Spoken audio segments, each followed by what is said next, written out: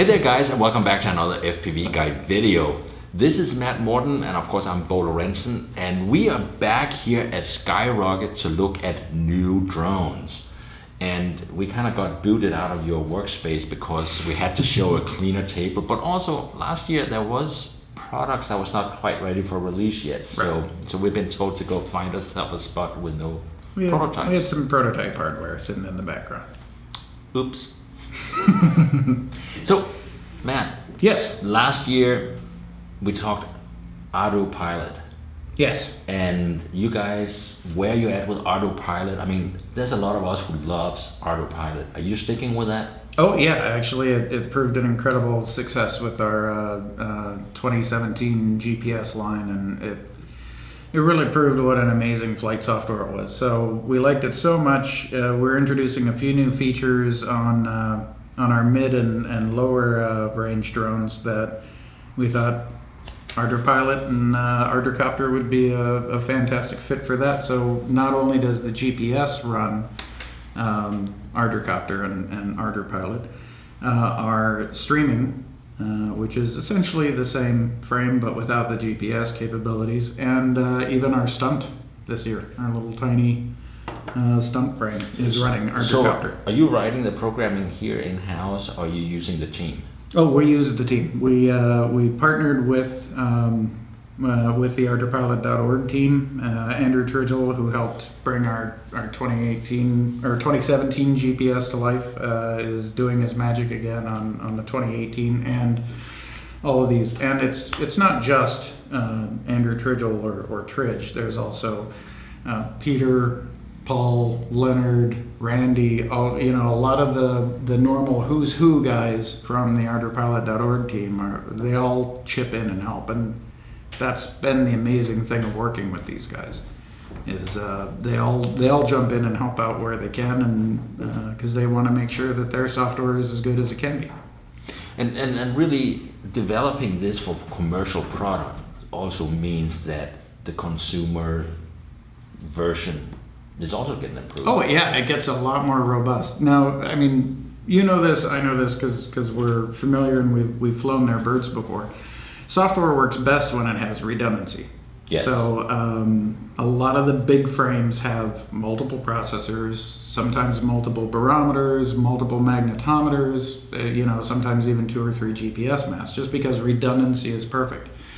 When you're in a small toy frame like this, you don't get redundancy.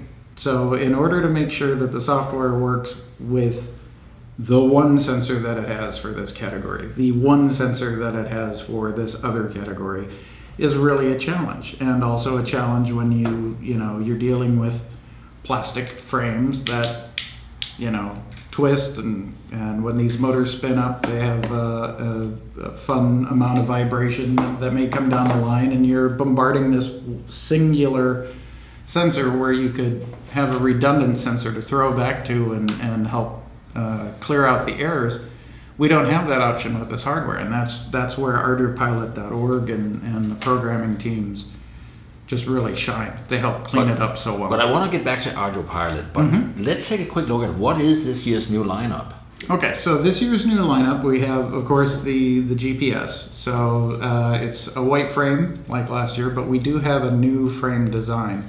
The arms are a little stronger.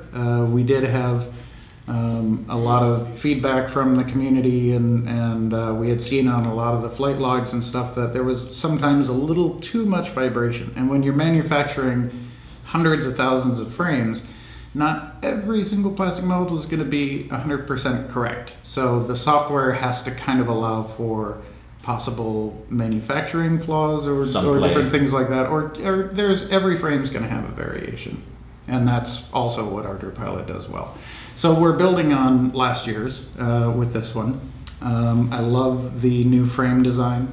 The battery is actually now enclosed inside the body. It's not hanging from a cage anymore. And unfortunately, the battery clip is not completely foolproof. It took me 5 minutes to figure it out. So don't push on the top of the tab. You have to push down on the little side arm on the clip. And lift. And Yes. then you can slide the battery inside. But it's very secure in there once it's in. Oh yeah, absolutely. And once you learn to use it, it's incredibly easy to operate. Yep, it's just snap in and snap out. So same basic size as last year.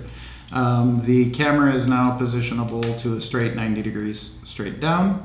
The LEDs are much more visible. Why is there not a servo on that? And like goggles is all I can think. But. Well, again, we're doing Wi-Fi or 2.4 gig transmission. So with 2.4, you know, if you're ever using the phone in a goggles, that's good for the viewer to have and enjoy the ride. As the pilot, I always recommend maintain line of sight to the frame, and because of the latency over 2.4, by the time you see a branch on your screen, now these birds, they have branch. intelligent orientation options. This one, well, actually, that's the beauty of Ardercopter and Arderpilot. You can go in, like we did last year. We've got the web access point. Access page, and also we're completely redoing. And if you guys don't know that, basically SkyRocket set up a web portal where you can go in and directly see your bird. Oh yeah, and hit every single parameter that the software has. I mean, but that's not a website. It's really just an HTML interface on the board. It's called Web AP, but yeah, it's all based and handled on the Wi-Fi board. So you go in with the IP, and also we're redoing the whole app, so you can go in and actually map out the buttons to do different commands and stuff like that. So out of the box, this will have loiter mode, if you're familiar with Ardercopter, and altitude hold mode. So if you don't want the GPS active, you can just fly in altitude hold. But because this is running Ardercopter, you can go in and change. You can put drift mode on, acrobatic mode. You can go in and change all of the flight modes too. And I think, I mean, we're sitting here, we're talking way too serious for a $99 toy. Well, really, but from the feedback, the GPS is a little bit higher. Remember last year, the 2017 was $149. This year, the GPS, same functionality as last year, $109. We knocked $40 off. So 109 for the GPS unit. But what I was coming at is we're sitting here discussing software. And what I discovered from the feedback from the video last year, there's a large number of people out there that's buying you guys' product with fully intending to play with that interface. Oh yeah, absolutely. And there are people that are going in and if they don't like the frame design or they want to try something else, we've seen people go in and completely remove all the electronics and put it on a different frame. Some really talented hackers have gone in and actually put the boards on brushless motor systems. Yeah. You just take the signal line from the board and run it to the ESC, and boom, you're flying. Off you go. Yeah, so you've got a little board like that. Well, and that's really one of the things. I'm just looking here. This has the little drift camera also. But that's this has a mold for it, but actually that's sealed. The GPS is just retaining the GPS. So GPS is doing the job here. There's no drift camera in this one. Right. So the new feature that we wanted to bring to the other frames that we thought Ardercopter would be really good at, it's called Surface Scan. So basically, it's an optical sensor, and it's on both the streaming and also the stunt. Now the streaming also shares the web access point. Okay. So the streaming, you can go in with just like the GPS. So if you don't want or need the GPS functionality, but you want to play around with Ardercopter with an optical unit, there's your choice right there.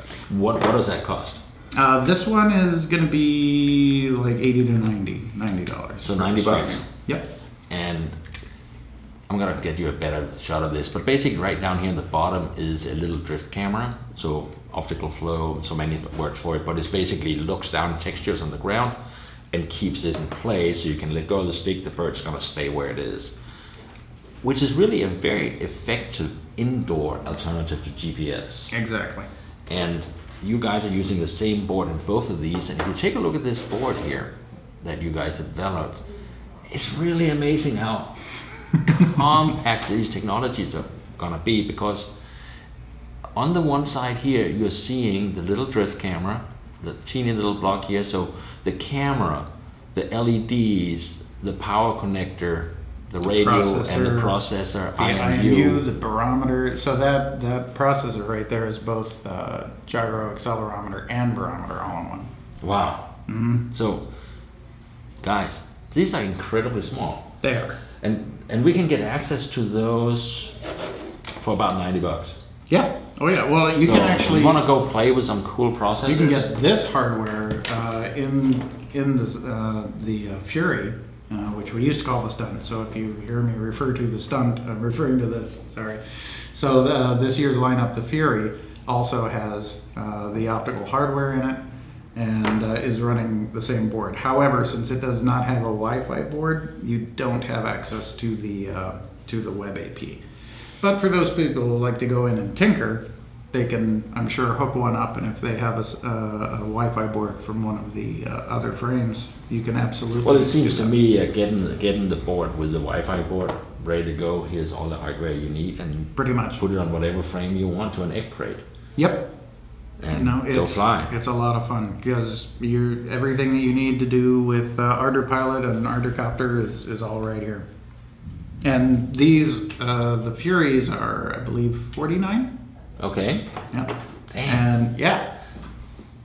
It's scary. It's scary how cheap these drones are getting. Yeah. So the other thing about, let's go back to our GPS version. Mm-hmm. I think there should have been a drift camera on that for indoor use. We had actually, it's all there. It's capable. In fact, one of the first things that I did was I took an optical unit off of one of the other boards and put it on the GPS, and I had Tridge make me a special firmware for that. So guys, now you know to email Matt special firmware. Or just post on ardrpilot.org, and I'm sure those guys can help or lead you in the right direction to compile. And that's really the cool thing with ArduPilot. It is. That it's not a secret firmware. No, completely open source, so and what you're incredibly really open here community. For hackers, us drone hackers, is the board and the hardware to do this fun. Yeah, I mean the frame looks nice, and it's a great frame, and it's a really good design, and it flies really well, and it is very durable. But the hardware, I love how flexible this is. I know. It's just like, I mean, these things don't break a lot. No. They can break if you're crazy with them, but it takes a lot of abuse to hit it. So now I noticed on the box, you guys both are using ArduPilot, but you also seem to have gotten rid of FAA entirely.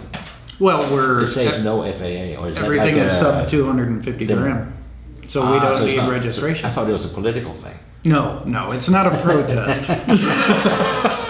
So because these are less than 250 grams, it requires absolutely no registration, and you can fly it wherever you want to fly it, anywhere, basically. Pretty much. Still, use common sense in your safe flying. Don't. Common sense is overrated. Stay out of the way of airports. Don't go near airports. Don't be a nuisance. Parties. Yeah, don't be a nuisance in public, and just safe, happy, fun flying is pretty much the rule of thumb. So this year, I mean, first of all, your radios are starting to look like real RC radios. Mm-hmm. And it has a little thing up on top here, so I just take my phone and click it right in here, and it's a really good firm hold. Now, this is a radio for the GPS one we're looking at right here, and I notice it says search and lock. Right. So when you fire it up, when you're firing the GPS up out of the box, it's designed to be an outdoor drone. So it will search for GPS lock to where the EKF gets happy and allows you to fly in loiter mode. And honestly, it takes about 30 seconds to a minute for the first lock, and then subsequent locks after that are faster. So it just needs as always, it's sets. a new bird. You're just powering up at the beginning of the day. Let it sit for 90 seconds. Exactly. And the LEDs tell you that it'll be flashing green and red until it gets a lock. And when it's happy and you're ready to fly in GPS mode, the LED goes solid green and lets you know. Now, then it's got sport mode and normal mode. Yes. So I'm assuming that's how much tilt. Yes. That's the rate of attack that it allows you. Angle of attack. Mm-hmm. So the normal is kind of a nice slower, camera pushing, kind of a leisurely flying. Now this is still Sport born is to faster. be a GPS bird. Yes. But you were mentioning if you really want to get sporty with this, we can turn off the GPS. Yep. So that means we're flying ATGI, and you basically need to know how to fly. It basically throws it into altitude hold mode. Yeah. Yeah. So it's our pilot's stabilized version with altitude hold. So and you do that by when you're on the ground, you can change your flight mode. If you don't want to use the GPS hardware, you just hold down the normal sport mode while it's on the ground and move the stick to the left, and you're basically activating the two banks. that would be the on stick that to the right when you're looking at it. So Sorry. it is left. To my left, yes, sorry. So you would move the yaw stick to the right, that will activate altitude hold. To turn the GPS back on, you do the same thing but to there. And that's not just for the GPS. If you don't want to use the surface scan on either of these frames, you can do the same thing with their controllers. And you'll basically just be turning on altitude hold mode, so you'll be removing the surface Yeah, scan. but so that means you're not flying the part that is trying to keep you stable. Right. You can turn that off and just go crazy. So for more of the advanced flyers, because these guys really can zip around pretty quickly. So another thing, what kind of range are we looking at with these? Okay, so for the GPS uses a different radio chipset than these guys do, simply because we have to use a power amplifier, low noise amplifier, PALNA, just to get that extra distance, because we know people are going to be pushing these. We call this the journey for a reason. People really like to take this out for a And flight. you get streaming video back from that too. Yes, but you will actually be losing connection to your phone device before you even lose connection to the transmitter. The range is about, I think, 1,200 feet.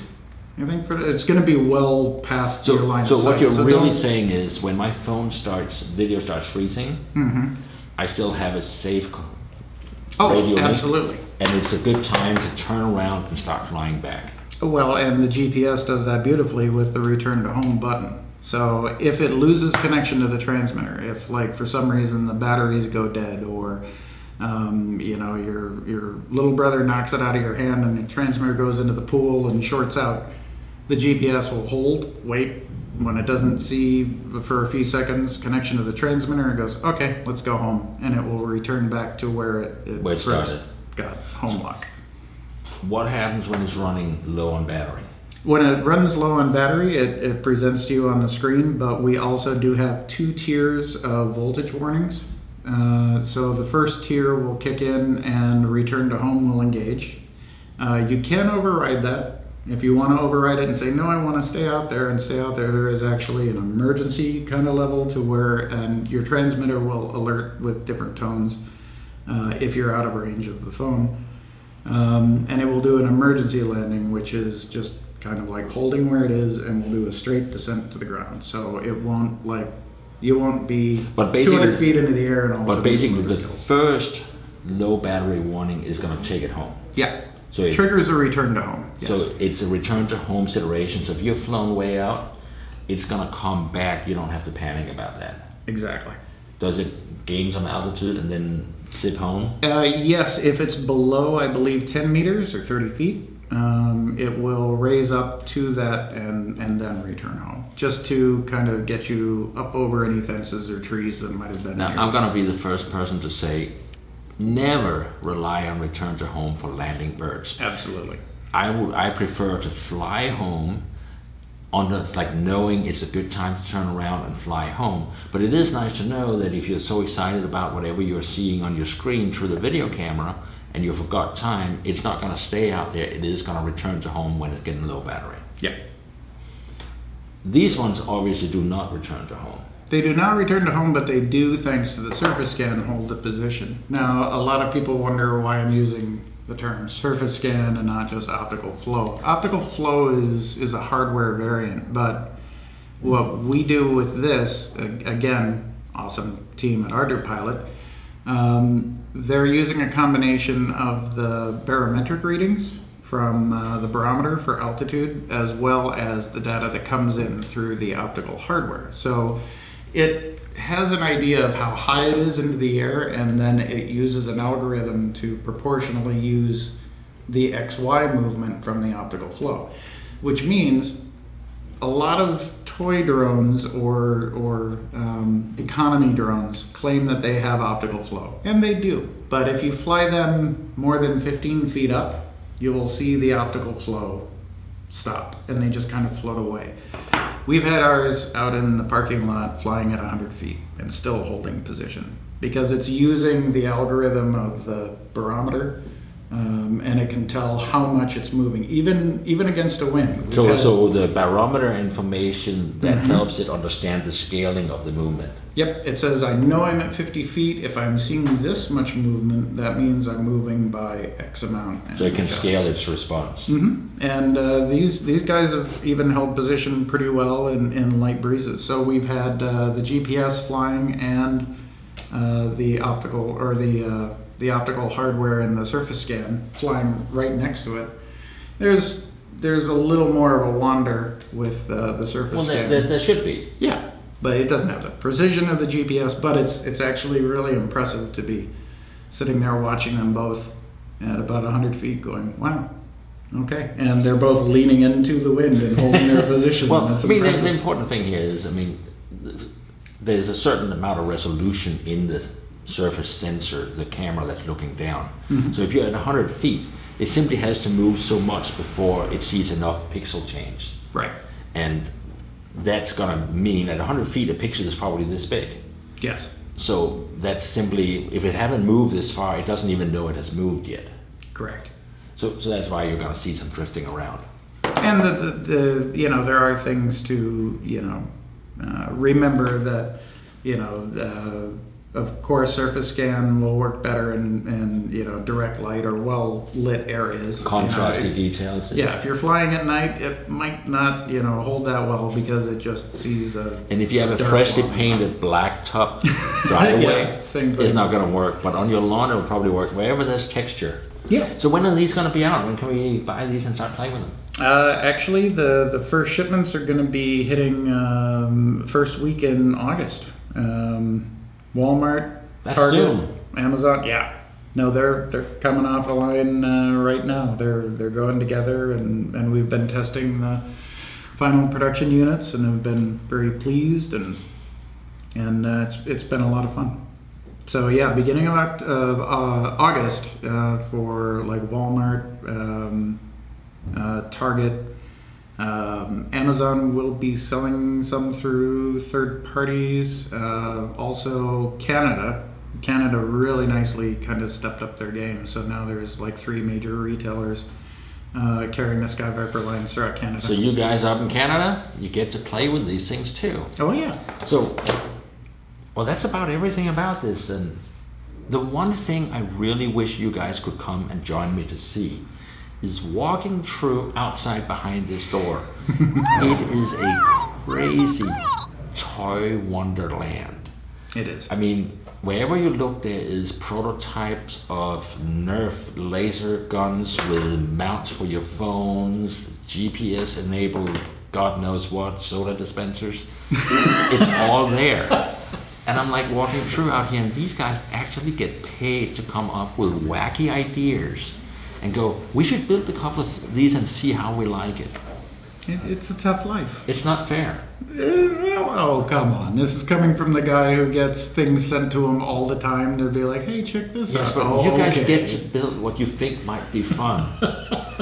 Well, absolutely. But obviously, that is a great the interesting thing with the Toy Wonderland is at the end of the year, you have to rein in some of the crazy ideas and see what piece can we together. actually wrap together and make a meaningful toy that's going to be able to ship by end of August. Right. I mean, so you have restraints here. Oh yeah. In fact, we're already kind of focusing in on 2019's lineup. And What are they going to do? A lot.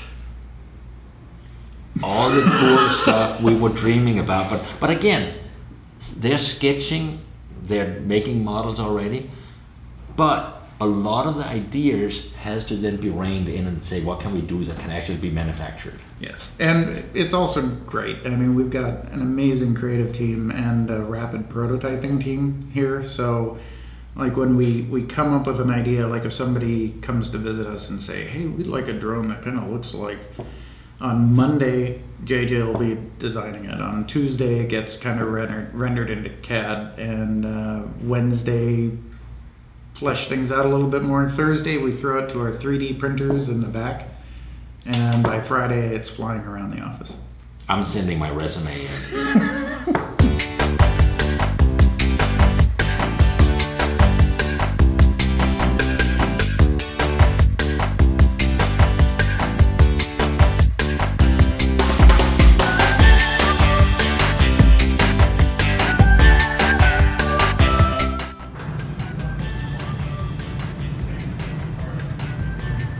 So this is another one of our SkyRocket toys. This is the Pomsies.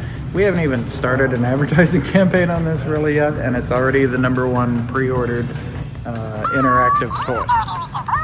So they're a cute little thing. They have touch sensors. You can feed them. They